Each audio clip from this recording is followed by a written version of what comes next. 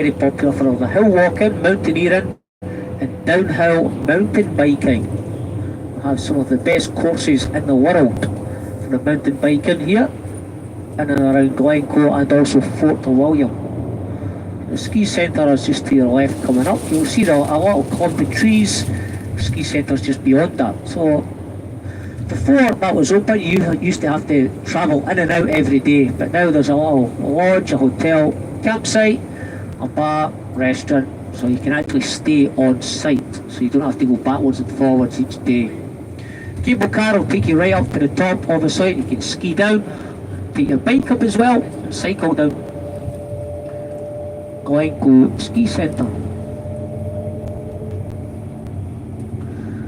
Fortunately, the clouds are a bit low. This will be the best view you will get today. The clouds are just a wee bit higher.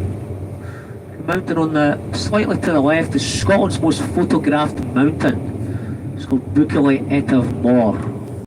It is a ridge, so there's 4 peaks in total. 2 of them are Munros. Fortunately, it's just a wee bit too cloudy. Clouds are at a perfect level.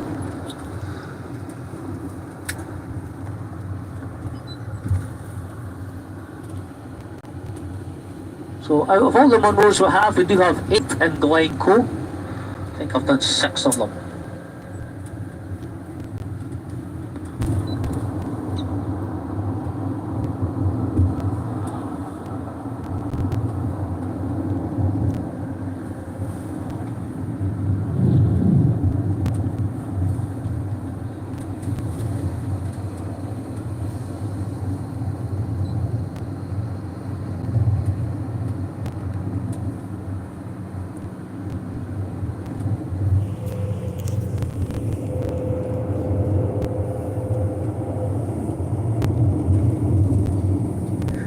Some of you guys may actually recognise this road. It was in a very, very famous film a few years ago. Does anybody know which film? Skyfall, there we go. James Bond, 2012, Skyfall. Now, a lot of the driver guides, they like to play that song by Adele as they drive through this part of the tour. But I refuse to play anything by Adele. She's been on so many dates and all she does is sing about the rubbish ones. Cheer up! Have fun. So, no, I'll not be playing that song. You know what? Come in your head. I will not be playing it. Hotel to your right. King's House Hotel, my favourite hotel in Scotland, right in the heart of Glencoe. Very well known for its, I was going to say pet deer. They're not pets. They're wild animals, wild stags. But they're very, very tame. You stay in that hotel, you could go down, you can feed them by hand, carrots, apples, vegetables, fruit. Now you're not supposed to, they're wild animals and it does have signs everywhere, do not feed the animals. They have antlers, they know how to use them, but people still feed them, okay? It's too tempting to do it. So, during COVID, when the hotel was closed, nobody was travelling, the deer disappeared because there was nobody staying there to feed them. Disappeared to find food elsewhere, but once COVID was over, people started travelling, hotels full again, the deer have came back. So you quite often just see them wandering about, very friendly, tame, just wandering about the car park. So if you do see one walking about, it's not unusual in this area. Red deer. I've got one of the best photos ever taken on tour. My son actually took it a year and a half ago when it was winter, the snow, you can see Buccleuch Etive Moor, Scotland's most photographed mountain, covered in snow. He's got the deer in the foreground. Such a good photo. The company actually use it, give him credit for it, some of their promotional work. Right, we're coming into Glencoe now. So we are going to stop off. I'm going to give you time for a wee hike if you want to walk down into the glen, because I love Glencoe so much. And I hate it when some people just stop at the side of the road, say, right guys, 10 minutes, take a photo, back on the bus. Nah, have some time, go down, go a little walk into the actual glen. So you're away from the traffic, away from the bus, just got a whole sense of the height of the mountains surrounding you.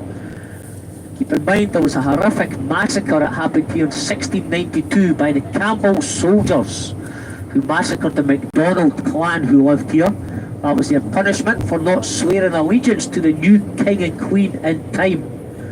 So the government decided they were going to show their power, assert their authority. The Campbell soldiers were sent here, as yet unbeknown of their orders. For 12 days and 12 nights, they lived with the MacDonalds under Highland hospitality, which is a rule. You could knock on anybody's door, you'd be welcomed in, given food, water, beer, a bed for the night, looked after.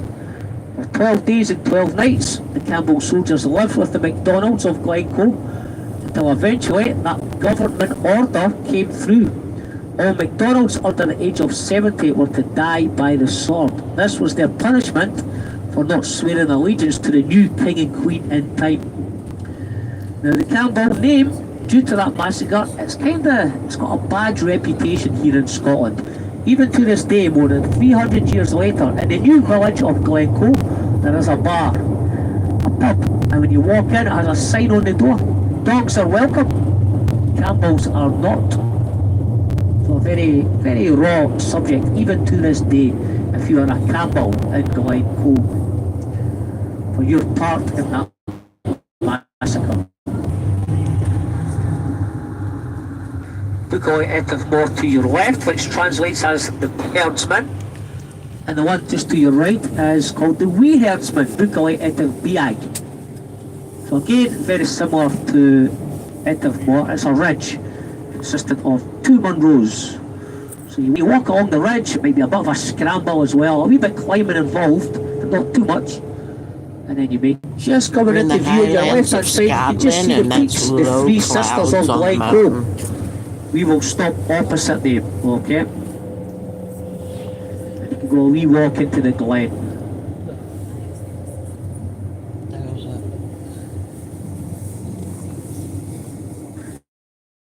The 3 sisters of Glencoe, they do have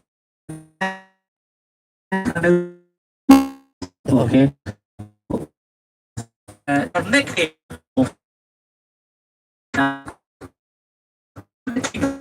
is the Hidden Glen. Fantastic walk. Takes about 2.5, 3 hours. Up, halfway up, and it opens up to a huge valley, a glen, the Hidden Glen. Only the MacDonalds knew about it. When they used to steal the cattle from neighbouring glens or clans, they would take their cattle up there and hide it. Nobody knew about it, hence its name, the Hidden Glen. And also during the massacre, if any MacDonalds were lucky enough to escape,